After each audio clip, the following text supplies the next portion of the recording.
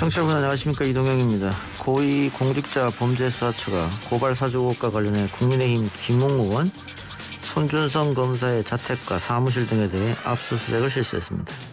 저희 의원회관에 대한 압수수색은 완전한 불법 압수수색이고, 사실상 진영에 의해서 야당 정치인이 작성됐던 그 자료들을 훔쳐가기 위한 모략극이 벌어지고 있었습니다. 김웅 의원은 의원실 압수수색은 완전한 불법이라 주장하며 공수처장 사퇴를 촉구했고, 여당은 당연한 기결이라며 수사 협조를 촉구했는데요. 관련 내용을 이동영의 촉시간에 짚어보겠습니다. 오늘의 촉가이드는 오창석 시사평론가입니다. 비교적 높은 지지를 받고 계시는 분들이 좀 불안합니다. 정책이라든가 살아온 궤적이 걱정스러워서. 불안함에 관한 건데요. 사실은 저는 매우 안정적으로 정책을 운영해요.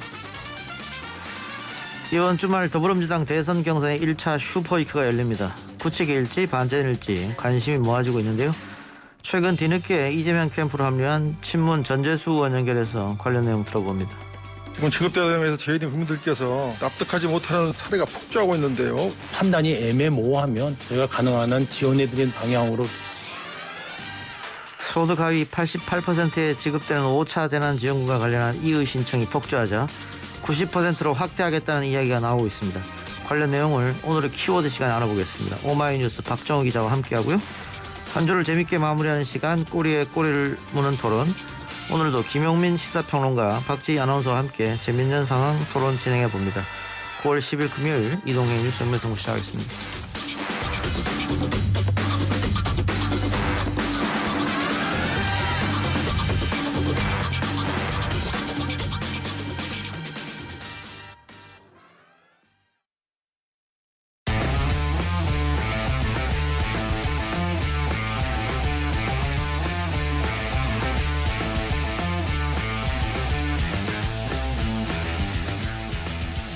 이동의 촉 시간입니다. 오늘 촉 가이드 오창석 시사평론가와 함께하겠습니다. 어서 오십시오. 네, 안녕하세요. 오창석입니다. 여러 방송 나가서 시사평론을 하시는데 요즘에 어떤 이야기를 주로 많이 하십니까? 요즘은 사실은 무조건 첫 헤드라인은 이제 고발 사주 의혹 관련된 내용이죠. 네, 김웅 의원과 윤석열 후보에 관련된 내용, 얼마나 연관이 되어 있는가, 이 얘기를 주로 하는 것 같고요. 그리고 지금은 토론회가 아닌 이제 발표회 중심으로 돌아가고 있는 국민의힘 상황. 그리고 민주당 같은 경우는 이낙연 의원은 본인 스스로의 이제 결단이라고 얘기하는 의원직 사퇴, 이 정도가 가장 큰 이슈인 것 같습니다. 고발 사주 얼마나 갈 것 같아요? 글쎄요. 근데 이게 정황적인 증거는 충분히 나왔고, 오늘 지금 공제 13호죠. 공수처 제14, 13번째 사건이 됐기 때문에 이 부분에 대해서는 결과적으로 공수처가 움직였다는 건 어느 정도의 증거를 확보했고, 여기에 대해서 확신이 있으니까 움직였다고 생각이 들거든요. 추석 전까지는 어느 정도 윤곽이 좀 나오지 않을까라는 생각이 듭니다. 예, 저도 이게 꽤 오래 갈 것 같은데. 네. 그래서 국민의힘 지도부가 어느 정도 거리두기는 하고 있는 것 같아요. 그게 의혹이 사실로 밝혀질 경우에 홍준표 후보가 이야기하는 것처럼 전체적으로 다 이 대선에 영향을 미칠 수 있거든요. 네, 그렇죠. 그래서 국민의힘 지도부가 어떤 스탠스를 취하느냐, 이게 좀 관건인 것 같습니다. 오늘 압수수색도 역시 뭐 그런 관점에서 한번 봐야 될 것 같아요. 네, 맞습니다. 이제 공수처 검사와 수사관 등 6명이 김웅 의원의 의원실을 진입을 해서 이제 이 부분에 대해서 압수수색을 벌였습니다. 여기에 대해서 김웅 의원은 영장 제시 없이 나의 사전 동의를 받았다라고 했지만 그건 거짓이었다라고 얘기를 했습니다만, 공수처 입장에서는 이 부분에 대해서 윤석열 전 총장까지 입건을 한 상태, 피의자 신분을 전환했다라고 얘기를 합니다. 혐의는 직권남용 권리행사방해, 공무상 비밀누설, 개인정보보호법 위반, 공직선거법 위반 등 4개인데 여기에 손준성 검사도 같이 있습니다. 중요한 거는 김웅 당시 후보죠. 정확히는. 총선 직전에 검찰과 그리고 당시에 국민의힘 전신인 미래통합당의 한 정당의 통로 역할을 했다, 이 부분인 것인데, 공수처가 어느 정도의 증거를 확보했기 때문에 이렇게 움직였지 않았을까라는 생각이 좀 듭니다. 예, 뭐 고발이 됐고 접수가 됐고, 또 뭐 박범계 장관 말에 의하면 대검 자체 감찰에서 유의미한 결과가 나왔고, 대검도 공수처와 협조하겠다고 했고. 네. 그리고 중요한 것은 이 영장은 뭐 공수처가 집행하는 게 아니잖아요. 네. 법원에서 내주는 거니까. 법원이 내줬다고 하면 뭐 어느 정도 법원도 영장에 대해서 증거가 좀 있지 않았을까 그런 생각을 내줬을 거고 네. 그 피의자 윤석열 후보가 뭐 피의자 신분됐다 이거는 뭐 고발이 들어왔고 수사 네. 시작됐으니까 피의자 신분 되는 거예요. 네. 그러니까 우리 과거에 청문회 때도 뭐 검찰총장 후보자, 뭐 법무부 장관 후보자 피의자 신분에 어떻게 뭐 이렇게 청문장에 올 수 있냐? 네, 그 얘기 매번 했었죠. 네. 누구나 고발당하고 수사 시작되면 피의자 되는 거예요. 네. 그래서 사실은 뭐 정치적으로 그냥 한번 던져본 거다 그런 것들은. 그래서 윤석열 후보가 이 사건에서 피의자 됐다고 해서 정말 뭐 혐의가 입증된 거 이런 건 아닙니다. 그냥 대상자. 네. 그렇죠. 윤석열 후보를 대상장으로 해서 고발장을 작성해서 접수시켰고 접수받았고 수사 시작됐으니까 피의자를 전환하면 되는 거예요. 네. 그리고 지금 귀몽 의원 손준성 검사 사무실과 주거지 압수수색했다고 하는데 이 사건이 불거지고 시간이 꽤 있었잖아요. 네. 그리고 손준성 검사는 2번이나 휴가를 내서 연가 썼었고 네. 귀몽 의원도 며칠 동안 언론과 접촉을 끊었고 네. 만일 증거를 인멸하려고 했으면 얼마든지 시간이 있었다. 아, 그 사이에. 네. 그런 충분한 시간 되지 않아요? 뭐 사실은 만약에 휴대폰이 핵심 물증이라고 하면 하루만 있어도 뭐 휴대폰 같은 경우는 사라지게 할 수 있죠. 만약에 악의적인 마음을 품었다면. 김웅 의원 휴대폰 바꿨다면서요? 거기에 대해서는 김웅 의원이 이제 취재진과 인터뷰에서 뭐 주기적으로 정치는 바꿀 수밖에 없다라는 식의 해명을 했었죠. 주기적으로 바꿨는데 하필 롯데 바꿨군요. 그게 하필이면 이때였다라는 거죠. 그 룸사롱 접대받았던 3명의 검사 한날 한시에. 하필이면 한날 한시에 동시에 3명이 다 휴대폰을 잃어버렸거든요. 그렇죠. 근데 사실 이거는 이동형의 촉시간뿐만이 아니라 혹시나 그런 일은 발생하지 않겠죠라고 많은 시사평론가들이 이 일이 터지자마자 얘기를 했었거든요. 그러니까 다른 사람들도 아니고 네. 이 법을 잘 아는 분들이잖아요. 네. 검사 출신의 국회의원이고 현직 검사고 네. 며칠 동안 시간이 있었으면 그러면 안 되겠습니다만 만일 증거를 인멸하려면 얼마든지 시간이 있었다. 또 공교롭게도 김웅 의원은 휴대폰을 바꿨고 네. 그래서 이게 법을 집행한다는 사람들, 법의 수호자였던 사람들, 공무원 신분인 사람들이 휴대폰을 수사 직전에 바꾼다든가 혹은 네. 잃어버린다든가 비밀번호를 제출하지 않는다거나 공무원 신분의 검사들이 다 이러고 있거든요. 네. 그럼 이걸 보는 국민들은 아 저렇게 하면 되는구나. 나도 경찰에서 오라 그럴 때 혹시 검찰에서 오라 그럴 때 휴대폰을 잃어버려야지 이런 생각 안 하겠습니까? 사실 이게 그 흔히 말해서 뭐 경찰이 어떤 범죄자를 잡는 다큐멘터리나 프로그램들이 많잖아요.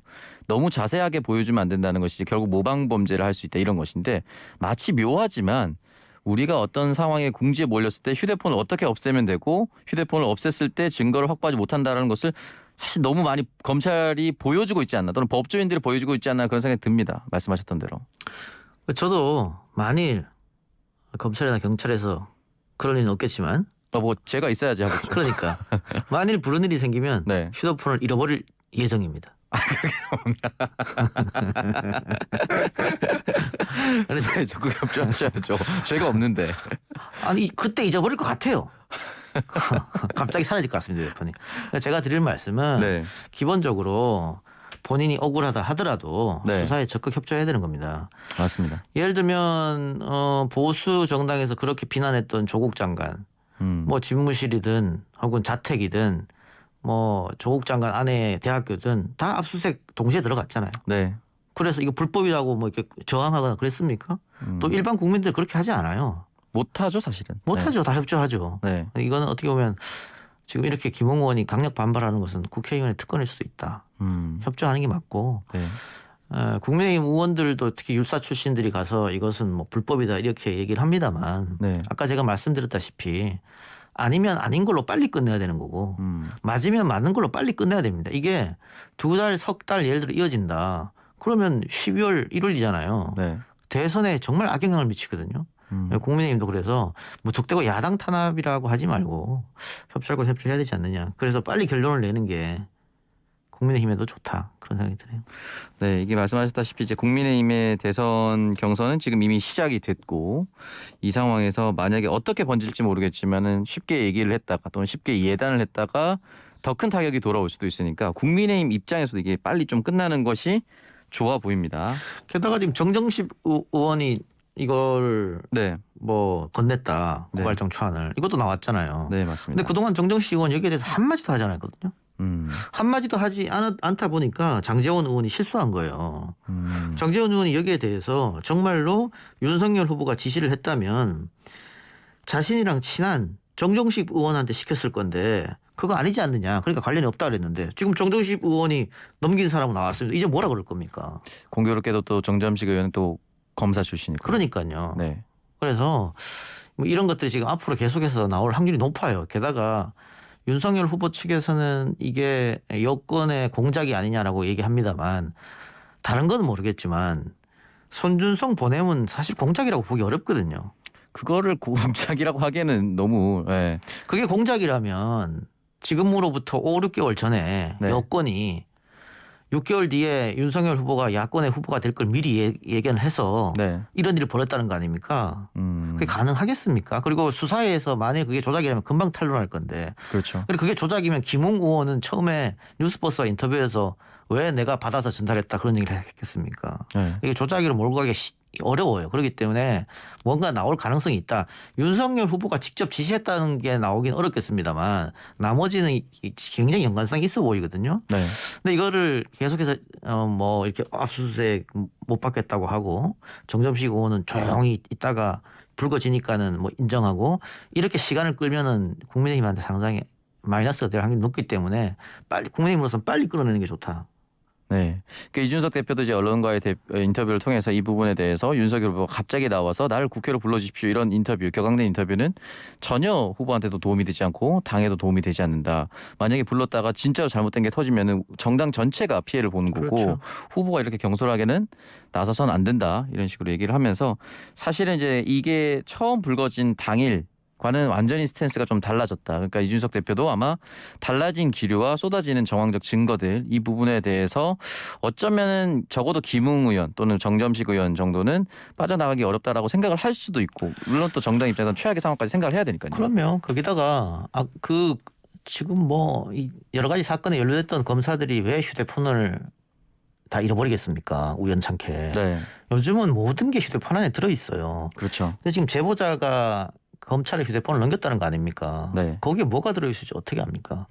이게 이준석 대표가 원희룡 의원과 통화 자동 다 녹음되는 거 아니에요? 네, 요즘 어플 실행만 시키면은 모든 통화가 자동 녹음되잖아요. 네. 그런 거 쓰는 분들 많이 계시거든요. 네 맞습니다. 만일 이 제보자가 그런 어플을 갖고 있었다고 하면 김웅 의원은 빠져나가기 어려울 거 아니에요. 그렇죠. 게다가 지금 JTBC하고 인터뷰에서 김웅 의원이 직접 대검에 갖다 주라 그랬다. 그거를 작년 일인데 제보자 말이 맞다면 김웅 의원이 그걸 1년 전 이야기를 기억 안 난다. 하기가 어려운 거 아니겠어요? 그걸 국민들이 누가 믿겠습니까? 그렇죠. 그게 구체적으로 제보자가 그렇게 증언을 했다는 것은 어디에서 언제 어떻게 얘기를 했는지에 대해서도 기억을 하고 있다라는 사인이죠. 그게 휴대폰 안에 들어있을 수도 있죠. 그러면 이제 완전히 지금까지 얘기했던 것이 다 거짓말이 돼버리는 거죠. 그럼요. 그러니까 다른 데도 아니고 왜 대검에 갖다 주라고 했느냐. 이성윤이 있는데 그 주면은 수사가 안 되니까. 그렇다면은 지금 제보자가 말하는 게 앞뒤가 다 맞는 거잖아요. 네. 그래서 뭐가 어떤 게 들어있을지 모르기 때문에 국민의힘에서 무턱대고 공작이다 혹은 윤석열 후보 측에서 무턱대고 공작이다 하다가 역풍을 맞을 수 있어요. 네, 알겠습니다. 자, 민주당 얘기로 조금 넘어가 보도록 하겠습니다. 민주당 이번 주 일요일입니다. 1차 국민 선거인단 투표 결과를 발표하는데 투표 첫날인 9월 8일 기준은 51.19% 32만 명 수준이었는데 다음 날인 9월 9일까지는 65.84% 42만 명까지 올라왔고 오후 6시는 69.33%까지 했다가 결과적으로 최종적으로 70.36% 아주 높은 투표율을 기록을 했단 말이죠. 이 부분에 대해서는 많은 민주당 지지자들이 관심을 보이고 있다라고 할 수 있는데 투표율이 높아지면 높아질수록 어떤 후보에게 유불리하게 작용할까요? 진보 정당에서는 진보적인 후보가 유리하고요. 네. 보수적인 정당에서는 보수적인 후보가 유리합니다. 그러면 지금의 시대에서 진보의 어젠다 중에 하나인 뭐 과감한 개혁이라든지 조금 더 왼쪽으로 가는 정책들을 내는 후보에게 유리할 것이다라는 말씀이신가요? 그렇게 봅니다. 네, 알겠습니다. 그리고 지금 현재 1차 투표 결과가 발표됐을 때까지만 해도 이재명 지사가 지금 1위로 나서고 있지 않습니까? 예. 이재명 지사 측에서는 뭐 충청권의 결과와 비슷하게 나올 거다라고 보고 있는 것 같고 이낙연 전 대표 캠프 측에서는 이 지사 지지자들의 결집이 아니라 의원직 사퇴를 던졌었던 나의 이 배수의 진 뭐 이런 것들을 생각해서 자신의 지지자들이 더 결집하고 있다 이렇게 해석을 하고 있더라고요. 지난주죠. 이 시간에 충청 경선 네, 이재명이 45% 이상 얻을 것이다 제가 예측했는데 네. 오창석 씨가 50% 넘긴다고 해서 오창석 씨가 맞췄잖아요. 근데 그건 뭐 이제 과학적인 추론 방식이 아니라 대세가 그렇게 형성될 것 같다라고 얘기를 해서 제가 맞췄지만 그게 또 맞췄다고 으쓱될 건 아닌 것 같아서요. 다시 한번 맞춰보세요 그러면. 아, 이 부분에 대해서요? 네, 이번 주 어떻게 될 것인지. 이번 주 저는 격차가 더 벌어질 가능성이 있다고 봅니다. 그래서 네. 몇 프로까지 나올 것 같습니까? 글쎄요, 지금 54% 선이니까 저는 55에서 60 사이까지 나오지 않을까라는 생각이 듭니다. 너무 넓게 잡은 거 아닙니까? 50, 60. 58%선 저는 예상하겠습니다. 그러면은 가운데로 가야 되니까. 그래요. 이게 아마 대구 경북 그리고 플러스 강원이잖아요. 네, 대구 경북의 투표율이 상당히 높았습니다. 당원과 대의원. 네, 대구 경북의 당원 대의원은 60% 이상으로 이재명 지사가 얻을 확률이 높고요. 전체 국민 경선까지 포함한다면 네. 오창석 평론가 말처럼 60% 가까우게 이재명 후보가 승기를 잡지 않겠느냐. 지금 대부분의 전문가들이 지금 그렇게 예측하고 있거든요. 네. 물론 뭐 이낙연 캠프에서는 비슷하게 나올 것이다라고 예상을 하고 있겠습니다만은 대구 경북이 이재명 후보의 고향이고 이게 대구 경북 지역이 민주당의 우호적인 지역이 아니잖아요. 네, 뭐 그렇죠. 대통령 선거든 어떤 선거를 하든 많이 나와야 뭐 35% 나오는 지역 아니겠어요? 실제 대상자도 가장 적습니다. 그렇죠. 네. 그러니까 대구 경북에서 민주당을 지지한다는 사람은 상당히 개혁적인 사람들입니다. 다른 어떤 지역보다도 개혁적이에요. 그래야 대구 경북 지역에서 민주당을 지지할 수 있어요. 네. 그 주위에 뭐 밥 먹을 때마다 차 한잔 할 때마다 싸우는 사람들이거든요. 진행자께서도 대구 경북 출신이라서 그 현장 분위기 잘 아시죠? 그럼요. 예. 그렇기 때문에 이재명 후보가 충청보다 더 많이 얻는 건 기정사실이고 네. 그리고 추미애 후보가 예상외로 굉장한 선전할 가능성이 있습니다. 아, 추미애 후보 역시 이제 고향이 여기니까. 고향 플러스 이제 개혁적인 인물이기 때문에 네. 그래서 충청 경선에서 추미애 후보가 정세균 후보의 표 차이가 얼마 안 진 4등을 했거든요. 네, 이게 버금 가는 수준이었습니다. 예, 이번 주는 아마 추미애 후보가 3등으로 올라설 가능성이 높다. 아, 3, 4위가 바뀔 가능성이 높다고 말씀하신 거죠. 그렇습니다. 그렇게 보입니다. 네, 알겠습니다. 다음은 이제 호남이거든요. 추석 연휴 이후에 이제 호남 대전이 있을 예정인데 이게 호남이 사실상 저는 굉장히 큰 분수령이라고 느끼는 것이 9월 4일 대전 충남이 대상자가 5만 2천 명, 9월 5일 세종 충북이 2만 3천 명, 9월 11일 대구 경북이 1만 6천 명, 9월 12일 강원이 1만 6천 명 대상입니다. 투표율이 아니고 대상인데 이 7개 지역이 약 10만 9천 명입니다. 11만 명 정도 잡을 수가 있는데 9월 25일 광주 전담만 대상자가 12만 7천 명이고 다음 날 바로 벌어지는 9월 26일 전북이 7만 6천 명입니다. 그러니까 광주, 전남, 전북만 합쳐서 20만 명이요. 결과적으로 민주당의 텃밭이기 때문에 그런데 이 20만 명까지 포함하면 약 30만 명 정도가 대상이 되는 결과가 나오기 때문에 이 부분의 이후에 내가 완주해도 큰 의미가 없다라고 생각하는 후보들 혹시 중도 사퇴하는 후보가 나올 수 있을까요? 가능성이 있다고 봅니다. 아, 추미애 후보와 박용진 후보는 사퇴 없어요. 끝까지 완주할 것이다. 예. 네. 김두관 후보는 아마 경남 경선까지는 무조건 가려고 할 것 같고. 부울경 경선까지는. 예. 네. 근데 지금 호남 경선에서 나름 이낙연 후보와 정세균 후보가 유의미한 숫자 혹은 역전을 기대하고 있는 거지 않습니까? 네, 그렇죠. 그런데 호남에서조차 만일 이재명한테 큰 표차로 뒤진다라고 하면 레이스를 좀 더 포기할 가능성이 높죠. 이낙연 후보도 그렇게 될 가능성이 높다고 봅니까? 그렇다고 봅니다. 왜냐면 이제 정세균 후보 같은 경우는 지금 이제 한 자릿수 득표율을 기록하고 있기 때문에 이 부분에 대해서는 뭐 표차가 너무 많이 나서 좌절할 수도 있는데 이낙연 후보는 그래도 아직까지는 끝까지 가보겠다라는 의지가 있을 수도 있다고 생각했는데 분수령이 지나면 또 다를 수 있다. 호남 지나면 서울이잖아요. 서울 경기로 수도권. 가면. 네. 수도권은 누가 봐도 이재명 안방 아닙니까? 특히 경기도. 그렇죠. 사실 지자체 평가도 그랬었고. 그러니까 네. 호남에서 뒤집지 못하면 의미가 없는 거예요.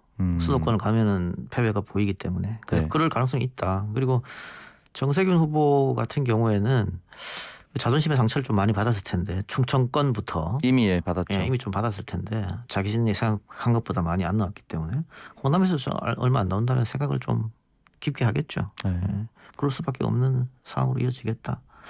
근데 뭐 당에서는 뭐 드랍하는 후보들이 자꾸 나오면 뭐 흥행면에서 좋지 않으니까 네. 뭐 지도부도 아마 이 문제에 대해서는 근데 뭐 후보 캠프에서 뭐 포기하면 어쩔 수 없는 거니까. 근데 정세균 후보 쪽은 지금 그래도 이낙연 후보 캠프는 2위이기 때문에 캠프 내에서도 굉장히 역동적으로 움직이고 네. 뭐 이재명 이제 지금은 네거티브 안 한다고 했었습니다. 한때는 좀 많이 하기도 하고 했었잖아요. 근데 네. 정세균 쪽은 후보는 열심히 하는데 캠프는 좀 움직임이 좀 덜해 보이거든요. 이게 저 캠프에 있는 사람들이 오히려 조금 낙심을 더 많이 하지 않았느냐 네. 후보보다. 네. 그렇게 되면 캠프가 흔들리면 후보도 끝까지 갈 동력이 빠지는 거죠. 이미 많이 의욕을 상실해 그렇죠. 보여서 그렇게 보입니다. 후보자도 결단할 수도 있다라고 말씀해 주셨고요. 마지막으로 국민의힘 국민면접관 얘기를 짧게 보도록 하겠습니다. 진중권 전 교수와 김준일 기자 그리고 교수 이렇게 3명이서 진행을 하고 있는데 일단은 진중권 전 교수를 두고 이제 유승민 후보와 홍준표 후보가 굉장히 반발했습니다. 앞에서 낄낄거리고 모욕했다, 조롱했다라고 얘기하고 유승민 전 의원 같은 경우는 진중권 교수는 제가 알기로 윤석열 후보를 공개 지지한 사람인데 어떻게 이 사람을 면접관으로 모셨는지 모르겠다라고 이야기를 했습니다. 결과적으로는 흥행도 안 되고 이렇게 잡음만 생기는데 그럼에도 불구하고 동시 접속자 수라고 하죠. 그 부분은 좀 많이 나왔어요. 이 어떻게 생각하십니까? 저는 나름 흥행했다고 생각해요. 아, 그러니까 좀 유의미한 성과를 거뒀다고 봅니까? 그 전에 그 일방적으로 정견 발표 1차, 2차 네. 완전 흥행 폭망했잖아요. 저 아무도 관심이 없었죠. 그래서 이번에는 그보다 나았다 훨씬. 그래서 흥행은 나름 성공했다고 보는데 민주당도 국민 면접했잖아요. 네. 그러니까 이 국민 면접하고 국민 면접관들이 자신들 딴에는 날카롭게 지적하고 오히려 이 후보들을 막 코너로 몰고 이런 걸 잘한다고 판단하는 것 같아요. 그러니까 일부러 곤경의 네. 압박 면접이라고 하죠. 그걸 잘한다고 생각하는 그게 것 뭘 같아요. 잘하는 겁니까? 사람 곤란하게 하는 게. 그렇죠. 저 사람이 얼마나 많은 걸 갖고 있는지 오히려 끄집어내는 게 잘하는 거지. 오히려 구박하고 면박 주고 말 못하게 하는 게 잘하는 겁니까? 그래서 이런 방식은 저는 옳지 않다고 생각해요. 후보들이 여기에 대해서 반발하는 건 너무나 당연한 일이다. 그런 생각이 드네요. 네. 알겠습니다. 오늘 여기까지 하겠습니다. 뭐 제가 이렇게 이런 거 하면 안 된다고 하면서 지금 제가 오창석 씨를 막 압박하는 것 같은 느낌이 들었어요. 네, 알겠습니다. 예, 오늘 이동의 축은 여기서 마무리하고 다음 주에 뵙겠습니다. 수고하셨습니다. 네, 고맙습니다.